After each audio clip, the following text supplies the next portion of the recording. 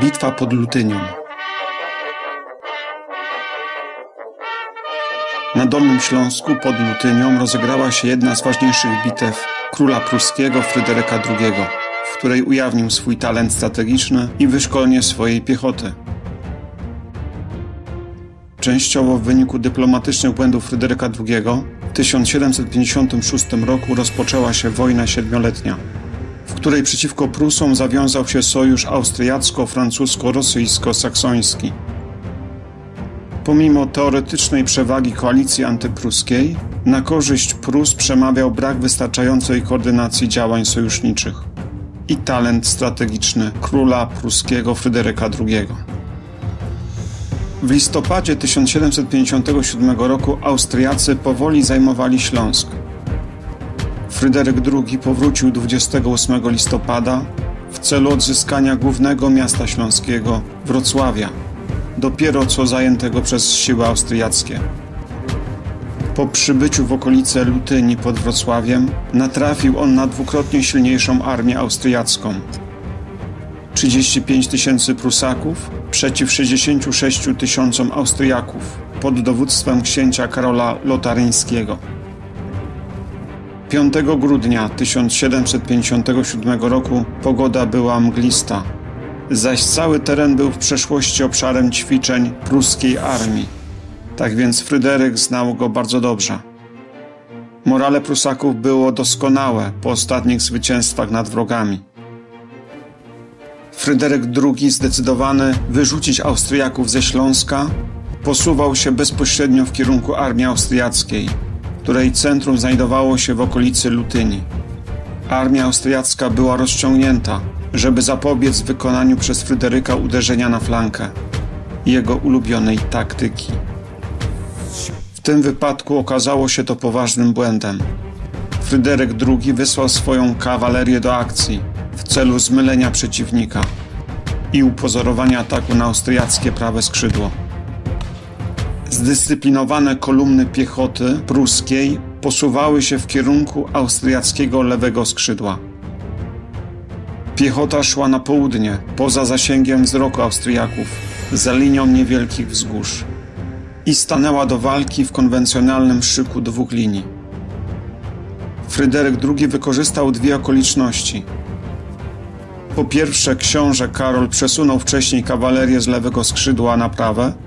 Po drugie, piechota lewego austriackiego skrzydła pochodziła po części z protestanckiej Wirtembergi, którzy sprzyjali również protestanckim Prusakom. Po krótkiej wymianie ognia złamali oni szyki przed nadchodzącymi liniami pruskimi. Reszta piechoty austriackiej znalazła się w morderczym ogniu pruskich dział i niszczącego ognia postępującej piechoty pruskiej. Wkrótce i ona złamała szyk. Książę austriacki Karol pospiesznie ściągał siły z prawego skrzydła na lewe w celu utworzenia nowej linii bojowej wzdłuż wioski Lutynia. Austriacy próbowali powstrzymać nieprzyjaciela, ale ponieważ ich linia była tak długa, oddziały potrzebowały do 1,5 godziny, aby dotrzeć na nowe pozycje. Pruska linia nie zatrzymywała się, atakując Lutynię przy wsparciu artyleryjskim. Prusacy po 40 minutach ciężkich walk wzięli szturmem wioskę. Teraz kawaleria austriacka, widząc eksponowaną linię pruską, uderzyła w celu obejścia jej z flanki i wygrania bitwy. Jednak pruska kawaleria rozbiła szarże.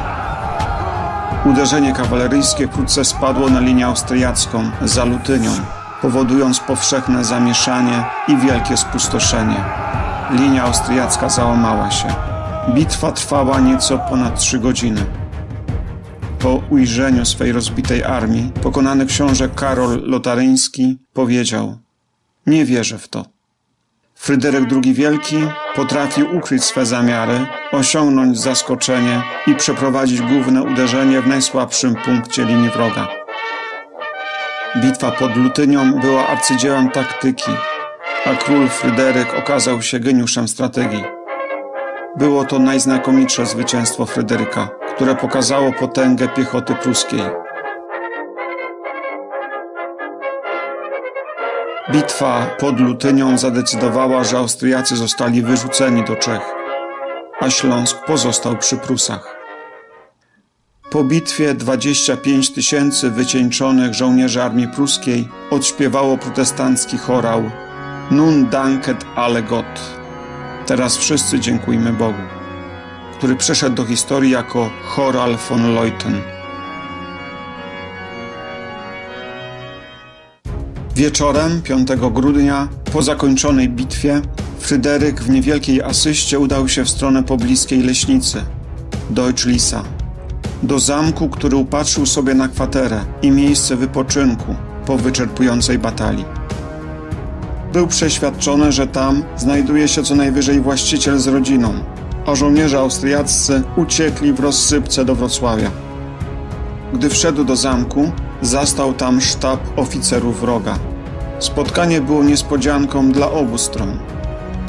Austriacy nie spodziewali się tak szybkiego nadejścia przeciwnika, a już w ogóle przybycia króla pruskiego w pierwszej grupie. Ponieważ Fryderyk posługiwał się głównie językiem francuskim, niemiecki znał słabo, to pierwsze słowa, jakie wypowiedział na wejściu, miały zabrzmieć: Bonsoir, monsieur. Zapewne nie oczekiwaliście mnie tutaj, czy mogę jednak się zatrzymać? Król zachował zimną krew i blefując powiedział, że zamek jest otoczony przez pruskie wojska i jakikolwiek opór nie ma sensu. Członkowie sztabu wierzyli królowi i nie próbowali go pojmać. Fryderyk zjadł z nimi kolację, a w tym samym czasie jego wojska napłynęły do leśnicy. 50 lat później, 22 września 1807 roku, do Lutyni przybył sam cesarz Napoleon Bonaparte. Obejrzał pole bitwy, a jego wojsko wiernie otworzyło przebieg działań. Cesarz był pod wrażeniem.